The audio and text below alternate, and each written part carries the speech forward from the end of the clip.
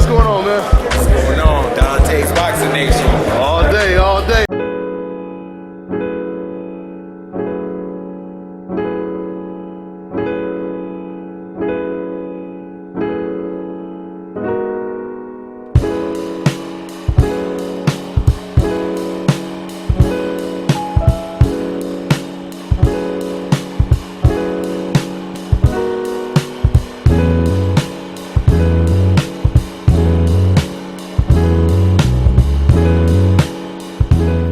Dante's Boxing Nation, what's going on, guys? You know, Mickey Bey, the former lightweight champion of the world, he was talking about Andre Ward because he knows him very well. He grew up with him in the amateurs. Matter of fact, Mickey Bey, he often tells me stories about all of these fighters coming up in the amateurs, from Nonito Donaire to Durrell, and just all of them. Mickey Bey, he grew up with all of these guys in the rankings, the amateur rankings. He told me about all of the great wars that he's seen in the amateurs with some of the biggest names today that no one knew about back then. But what he told me about Andre Ward, like I just said, was very, very interesting. He told me that he's seen Andre Ward get knocked down about 10 times as an amateur. 10 times. And he said every single time Andre Ward got knocked down, he would come back and he would beat his opponent. He said he would find some kind of way to win, no matter how many times he got knocked down. This is what makes Andre Ward such a special fighter.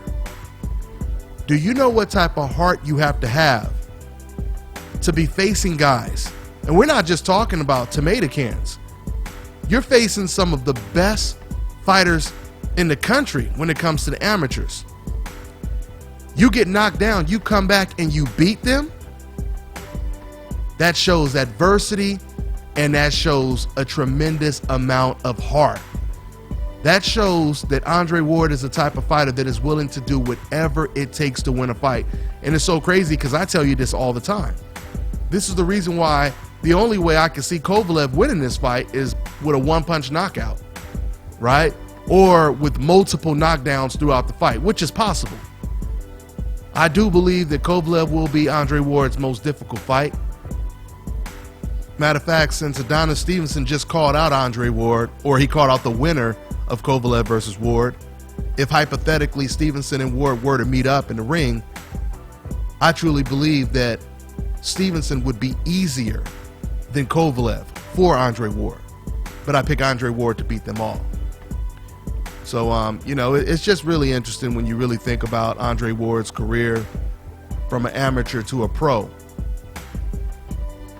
But hearing that Andre Ward has been knocked down 10 times and he won every single time he got knocked down. Because understand something.